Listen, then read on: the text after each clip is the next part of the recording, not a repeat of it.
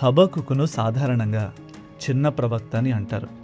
అంటే ఆయన చేసిన సేవకు పరిమితమైన ప్రభావం మరియు బాధ్యత ఉన్నాయని అర్థం. ఎవరైనా ప్రభావవంతమైన వ్యక్తిగా మారడానికి పూర్తిగా అనర్హుడని చెప్పాలంటే అది ఖచ్చితంగా ఈ హబక్కుకే అయి ఉండాలి.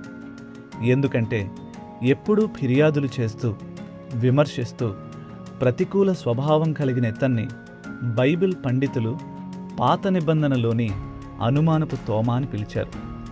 కానీ దేవునితో మాట్లాడిన తరువాత అతని జీవితం పూర్తిగా మారిపోయింది. అది ఎలాగో 3 దశల్లో చూద్దాం. మొదటిది, దేవుణ్ణి ప్రశ్నించడం. తన చుట్టూ జరుగుతున్న అన్యాయాలు, అవినీతి, హింసను చూసి హబక్కుకు తట్టుకోలేకపోయాడు. ఇంత అన్యాయం జరుగుతుంటే నువ్వెందుకు చూస్తూ ఊరుకుంటున్నావు అని దేవుణ్ణే నిలదీశాడు. దానికి దేవుడు అతనికి భవిష్యత్తులో జరగబోయే ఒక వాస్తవిక దృశ్యాన్ని చూపించాడు. అది విస్మయపరిచే రీతిలో ఎంతో నిరీక్షణను కలిగించింది. రెండవది, ఓపికగా దేవుని మాట వినడం. ఆయన నాకు ఏమి సెలవిచ్చునో, నా వాదము విషయమై నేనేమి చెప్పుదునో చూచుటకై నేను నా కావలి స్థలము మీదను గోపురము మీదను కనిపెట్టుకుని యుందును అని అతను ధైర్యంగా ప్రకటించాడు.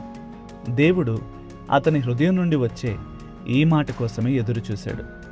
దానికి ఆయన ఇలా జవాబిచ్చాడు: నీతిమంతుడు విశ్వాసము మూలముగా బ్రతుకును, అంతేకాని కంటికి కనిపించే వాటిని బట్టి, పరిస్థితులను బట్టి లేదా వార్తలను బట్టి కాదు. సముద్రము జలములతో నిండియున్నట్టు భూమి యెహోవా మహాత్యమును గూర్చిన జ్ఞానముతో నిండియుండును.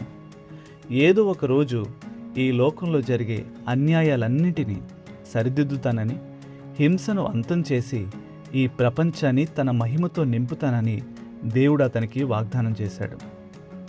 మూడవది, దేవుని ఆరాధించడం. దేవుని ప్రణాళిక ఎంత గొప్పదో అర్థమయ్యాక హబక్కుకు ఆశ్చర్యపోయాడు. ఎప్పుడూ ఫిర్యాదులు చేసే అతను బైబిల్ గ్రంథంలోనే అత్యుత్తమమైన స్తుతి అధ్యాయంగా కొనియాడబడే అధ్యాయాన్ని అతడు రచించాడు. దేవుడు మీతో చెప్పాలనుకుంటున్న దానిని వినడానికి మీరు ఓపికగా కనిపెట్టుకుని ఉన్నప్పుడు, ఏ ఆశ లేని ప్రతికూల భావాలున్న ఒక సాధారణ వ్యక్తి స్థాయి నుండి దేవుణ్ణి స్తుతించే అత్యంత ఆత్మవిశ్వాసం గల నాయకుడిగా మీరు మారవచ్చు.